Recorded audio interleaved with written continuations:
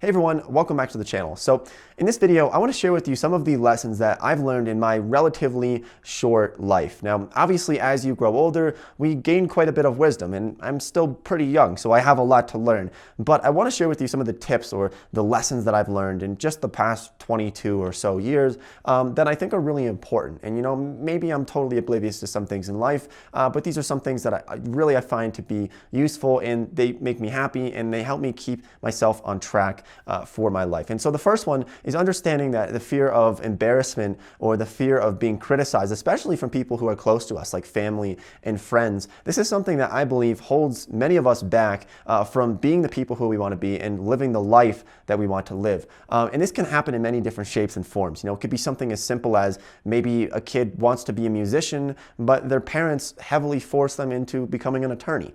Or it could be something like, this YouTube channel. I was very embarrassed or fearing that I would be criticized to create a YouTube channel and just talk to a camera and talk to the world, because I thought that my friends would laugh at me. I thought that my family would make fun of me. And honestly, they did a little bit. But sort of this fear of embarrassment or having other people criticize you is certainly something that can really create this sort of boundary for us, and kind of keeps us in a lane. It says, if you just follow the path that's paved before you and you follow the yellow brick road, then you'll be totally fine. But if you step off of that road, suddenly you face this potential to be criticized by other people. And so we tend to stay in this lane and we don't step outside of it because we never want to open ourselves up to potential criticism. And so just kind of understanding that, not everybody's going to like you, not everybody's going to agree with you, some people are going to criticize you, but understanding that it helps me make decisions a lot better today by just thinking that, I don't care as much about being embarrassed or being criticized from other people. I'm just going to do what I want to do and what I think is right and what I think I should do for myself, rather than what other people are going to pressure me into doing. And that's one of the most important points that I think I could provide here in this video. But the next one is understanding that short-term gratification is in most cases inferior to long-term gratification. A perfect example of this could be something like, let's say that maybe you go to buy a new car and the car dealer tells you, hey, we can give you a special deal and 0% interest until 2023. That sounds really good, right? Short-term gratification, many of us take that. We go for these things that are upfront that look like great deals, right? This is why a lot of us open up credit cards and then end up in a lot of credit card debt, because it looks like a great deal. We get that sign-up bonus, we get that special promo, but in the long run, in a lot of cases, it might not be worth it. And so understanding that and calculating that every time you're making a decision, is this going to be benefiting me or other people in 5 or 10 years? And making sure that you're not making those decisions based off of how it might benefit you tomorrow or today, something in your hands today that might end up hurting you 10 years down the road. Now, I want to share another point here, which is that free information is king. Now, not everybody may agree with this point, but I think in the year 2020 that we're living in here, there's really no point in paying exorbitant amounts of money for information when there's so much information in this world. If you want to learn anything, you want to learn Mandarin, you want to learn a new language, you want to learn how to ski, you want to learn how to do something in life, in a lot of cases, you can learn this for free or nearly for free, at the very least for a low cost. And speaking of free information, I wanted to briefly introduce the sponsor for today's video, which is Morning Brew. Now, this is a free daily newsletter that comes out Monday through Saturday, and something that I've been reading for about the past year now, nearly every morning. So the best part about this is that it gives you sort of clear, concise information on what's going on in the world, not only in business or finance or in tech, but it gives you a nice, well-rounded understanding of what's happening in the world, so that you don't have to be jumbled around looking at various different news sources. You can just open this newsletter in the morning and get a good understanding of what's happening in the world today, what's happening this week.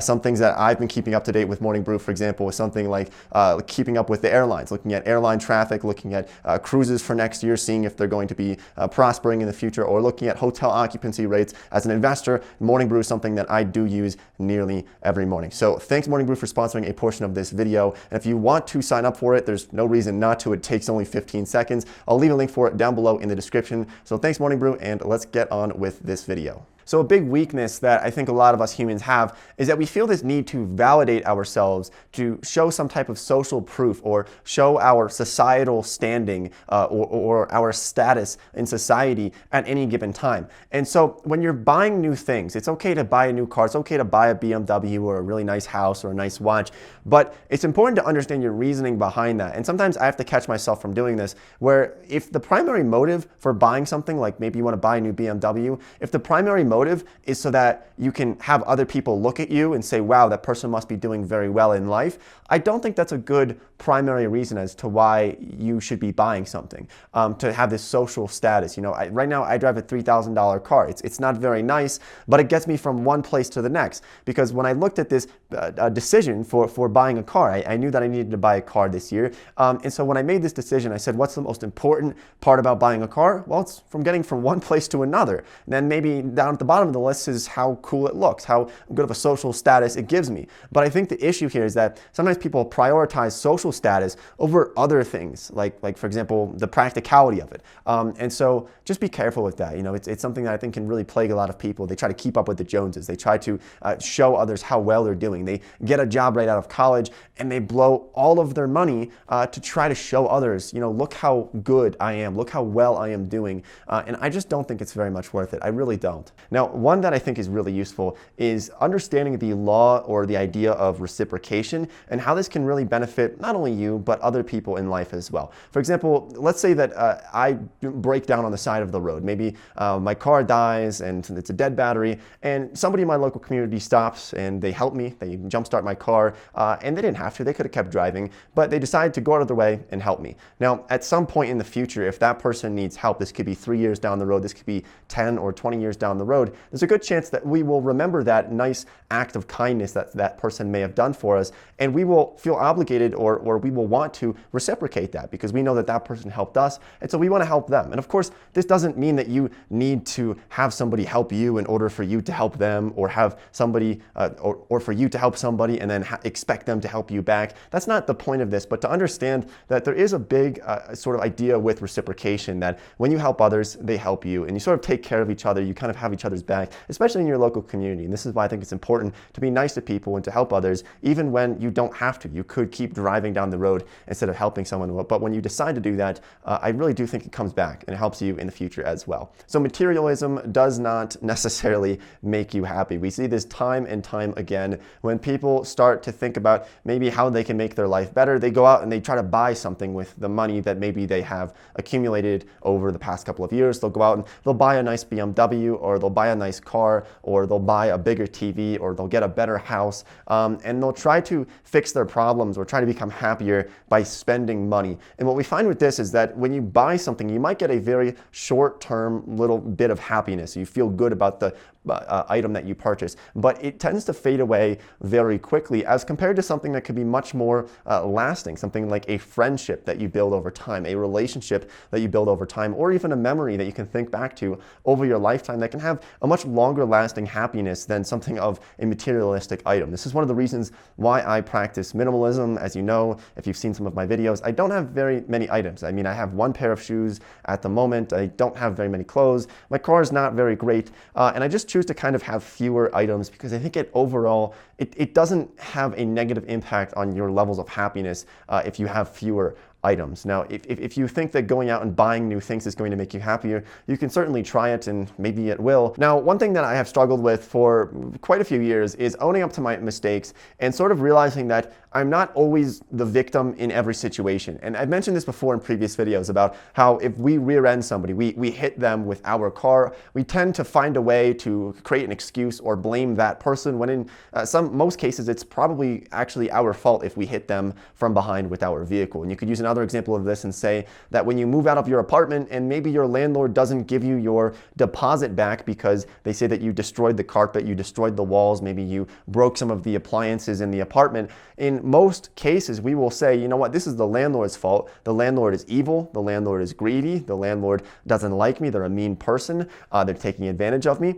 But it's important to kind of look at this from a different situation and realize that sometimes we are just in the wrong. We're not always right, but our brains tell ourselves that we are right, because if we told ourselves that we were wrong, it just wouldn't make any sense. We're rational humans. We like to think that we are right, that we are correct in pretty much every situation. So sort of catching yourself in those moments when you start to blame something, you create an excuse for why something happened, it's important to kind of take a step back and think, you know what, maybe I could have done something differently. Maybe it is my fault. And this isn't always the case. I would say that, 80% of the time it is somebody else's fault, but there is that 20% of the time that's important to catch yourself and realize that maybe sometimes something is your fault, and it's important to own up to those mistakes and realize that so you can avoid those in the future instead of blaming others for every problem in your life. And that actually leads me into the next point here, which is that it's important to embrace simplicity. I would say that every couple of months I will take a break from what I'm doing. We have so many different intricacies, and we have so many different obligations and things going on in life coming at us on any given day that it can be very, very complicated. And so what I like to do is take a very large step back. And this could be something very simple, like going into the woods and going camping for a week and just sort of doing a big mental reset on life and sort of taking a large step back, disconnecting from everyone, and just enjoying the very simple things in life. And you could do something like go fishing with some of your friends, go fishing with some of your family. Just do something that you can really dial it back, take a big step back. And this can be difficult for us sometimes because we feel like we have so many things to do, we have so many obligations, we just can't afford to take any time off. But if you can figure out a way to take a week off at some point in your life, it really can be helpful. And I actually do this a lot, especially when I start to feel a little bit lost in life. Maybe I'm not sure about the direction I'm going, I'm not sure about my goals entirely. This is when I'll just go do a big mental reset, and it really does help me get that mental clarity that I sometimes am looking for. Now, another one of my favorite things to do is to reach out to old friends. This is just a little lesson that I've learned because someone did this to me, about a year ago. They reached out to me from many, many years ago, and they said, "Hey, Nate, how's it going?" Just called me up and sort of reconnected, because I feel like we get so distanced from friends, from family over time. We just sort of grow apart. We kind of go down different paths in life. And so just take some time, and you could do this today, you could do this tomorrow, but go through your phone, go through some of your contacts, or think about some of the people in your life that you would like to have in your life, and just call them up, give them a call and say, "Hey, how's it going? We haven't talked in a while. It's great to reconnect." And it's always one of the best feelings when I get a call from somebody, from an old friend from 5 years ago that I haven't talked to in such a long time.